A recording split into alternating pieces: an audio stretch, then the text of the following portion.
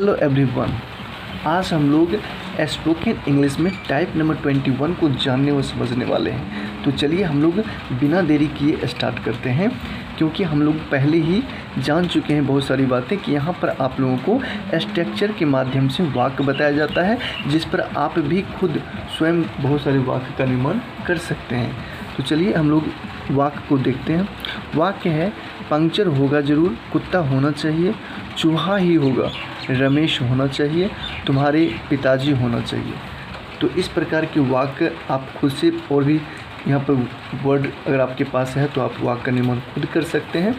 जैसे कि यहाँ पर है पंक्चर होगा ज़रूर, तो यहाँ पर आप और भी वाक्य बना सकते हैं। और उसको आप बनाएंगे कैसे? सिर्फ एक रूल आपको जानना है, बाकी सेंटेंसेज आप खुद से हिंदी में निर्माण कर सकते हैं और इंग्लिश में बना सकते हैं। तो वही रूल मैं आपको बताने वाला हूँ। देखिए, जिस प्रकार से सेंटेंसेज है, पंक्चर होगा ज़रूर, तो इसका ये आपको बताना है मस्ट। इसमें आप मस्ट का यूज करेंगे, MUST मस्ट। जैसा कि आपको पता है, मस्ट बी ए पंक्चर। तो पंक्चर का स्पेलिंग होता है PUNCTURE, पंक्चर। तो इस प्रकार से आप लिख सकते हैं मस्ट बी ए पंक्चर। और इसी रूल के माध्यम से आप सारे सेंटेंस को बिल्कुल आसानी से बना सकते हैं। जैसे कि है कुत्ता होना चाहिए, जस्ट होगा ज़रूर और होना चाहिए, जस्ट उसी प्रकार का सेंटेंसेस है। कुत्ता होना चाहिए, यहाँ पर हो जाएगा तो मस्ट बी। आपको सिर्फ यहाँ पे मस्ट बी, ये एक रूल को याद रखना है, मस्ट बी का यूज करना है। Must be a dog. तो है ना आसान? बिल्कुल आप इस तरह से बना सकते हैं आसानी से। चूहा ही होगा, तो यहाँ हो जाएगा मस्ट बी ए कैट। हम गिन सकते हैं चूहा को, तो यहाँ पे आप ए लगा सकते हैं, मस्ट बी ए कैट। तो बहुत आसान है। आप इस पर और सारे सेंटेंसेस बना करके आप कमेंट कर सकते हैं। रमेश होना चाहिए, तो रमेश होना चाहिए क्या हो जाएगा? मस्ट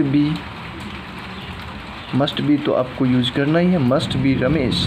नाम के पहले हम लोग ए का प्रयोग नहीं करते हैं, तो बस इसी प्रकार से आप बना सकते हैं, मस्ट बी रमेश। बिल्कुल आसान है। तुम्हारे पिताजी होना चाहिए, must be your father. Must be your father.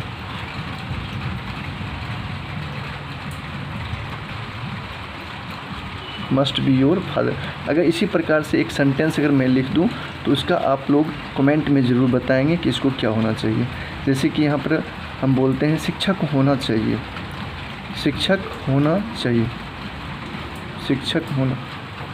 शिक्षक होने चाहिए ना।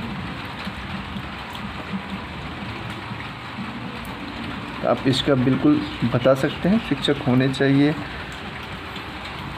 इसका आप लोग बना करके कमेंट में बता सकते हैं। इसी प्रकार के और भी सेंटेंसेस आप खुद से निर्माण कर सकते हैं। और ये स्ट्रक्चर आपको कैसा लगा निश्चित रूप से बताएंगे। हम आपके लिए स्पोकन इंग्लिश में इसी प्रकार के स्ट्रक्चर लेकर के आते हैं, जिस स्ट्रक्चर की मदद से आप बहुत सारे सेंटेंसेस का निर्माण कर सकते हैं और आप इंग्लिश से इंस्टेंटली बोल सकते हैं। तो चलिए हम लोग यहीं पर आज का क्लास रैंड अप करते हैं, फिर मिलते हैं नेक्स्ट वीडियो में। Thank you, all the best, have a nice day.